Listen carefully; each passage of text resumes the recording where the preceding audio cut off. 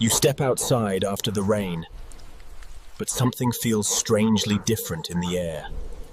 Then you realize it's not just water falling from the sky. It's raining! Frogs!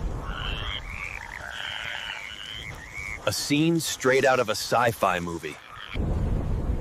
Scientists believe powerful storm updrafts can lift small animals high into the clouds. Up here, they can freeze inside hailstones, trapped until the storm releases them. When the ice melts, the animals fall, and it seems as if frogs are raining from the sky.